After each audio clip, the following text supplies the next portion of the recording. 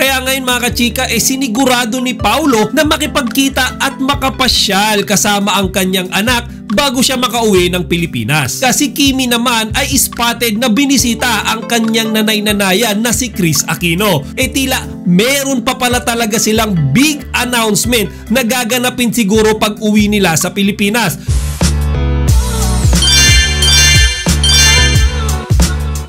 Magandang araw mga kachika, Rigel po ulit ang inyong Chika Patrol.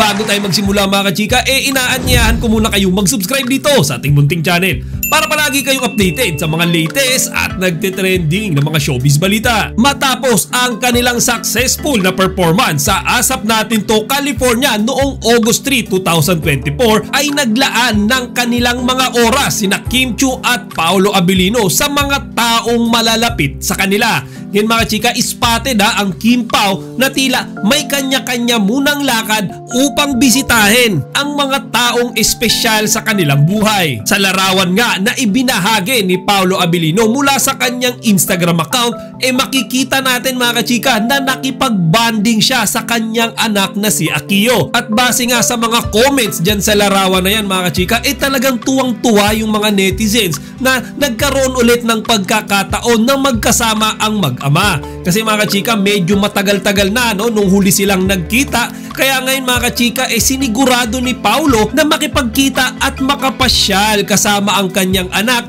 bago siya makauwi ng Pilipinas. Samantala mga kachika, si Kimi naman ay spotted na binisita ang kanyang nanay-nanayan na si Kris Aquino. Ngayon mga kachika, sa mga larawan naman na kumakalat ay makikita natin na tila mayroon silang seryosong usapan ni Chrissy.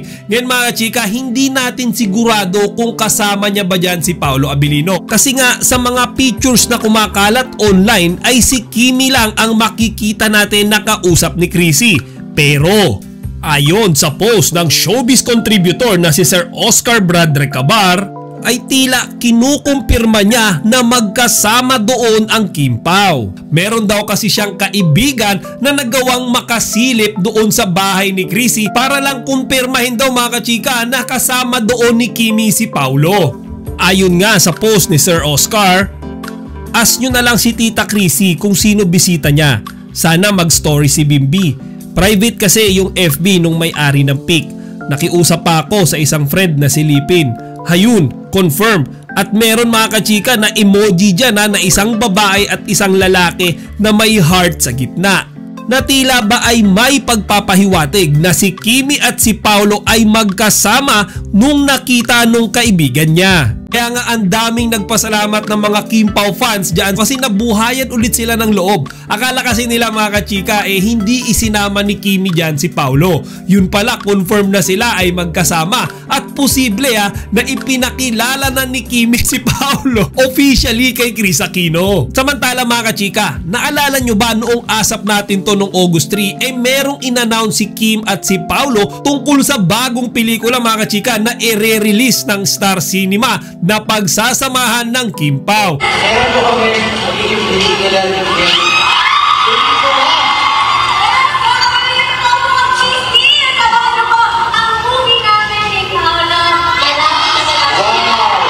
Ngayon, ang akala ko mga kachika, ayun na ang official announcement ng Kim Pao movie. Yun pala, pahaging pa lang yun, teaser pa lang pala yun mga kachika.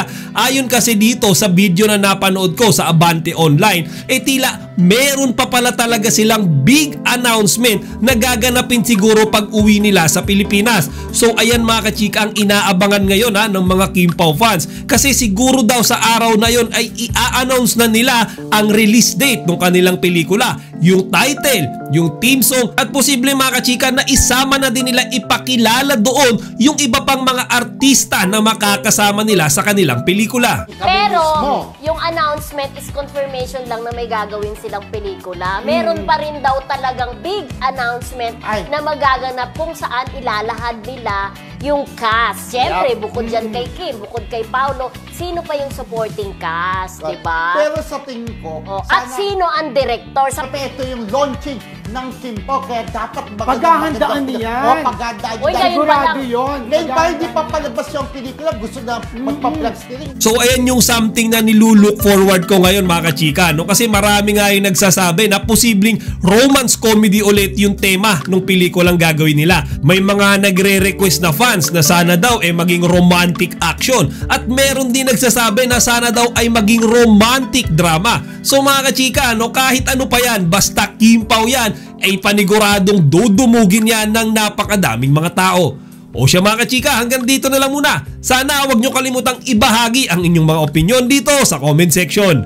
Chika Patrol signing out! Chika, huwag niyong kalimutan mag-like, comment, and subscribe. Para sa iba pang mga celebrity news, i-click lamang ang mga videos na ito.